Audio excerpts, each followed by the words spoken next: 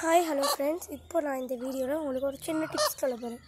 அதாவது கோழி குஞ்சுங்க பொரிச்சதுல பாதி இது சீக்கிரம். அதுக்கு ஒரு காரணமே அதுக்கு ஒரு எனர்ஜியான ஃபுட் இல்லாதது தான் காரணம். அதுக்கு நீங்கள் டெய்லியும் முடிந்த அளவு வெளியே விட்டுருங்க.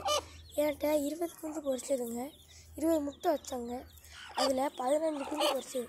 15 இப்படி பாருங்கள், எல்லாம் ஹெல்த்தியாக இருக்குது. இதை ஒன்று உங்களால் குறை சொல்ல முடியுமா? சரி வாங்க, இப்போது நான் இன்னொரு அதாவது அதுக்குள்ள காரணமான இதோட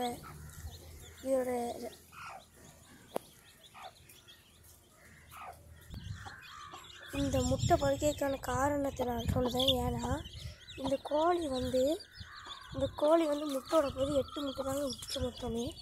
நான் பாதி இன்னொரு கோழிக்கு இருந்து வச்சேன் குஞ்சு. இந்த கருப்பு குஞ்செல்லாம் இருக்கிறது வேறு கோழி. அந்த கோழியை காமிக்கேன். இந்த கோழி தாங்க. நீங்கள் ஒன்று கோப்பீங்க, அப்போ அந்த வெள்ளை குஞ்சு எப்படி இருந்துச்சுன்னு. அதுக்கு காரணம் தான் அந்த வெள்ளை சேவல். அந்த சேவலை காமிக்கேன்.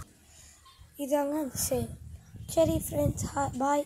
இனிமேல் நாளைக்கு நம்மளோட வீடியோ 4 o'clock வரும். பாய்.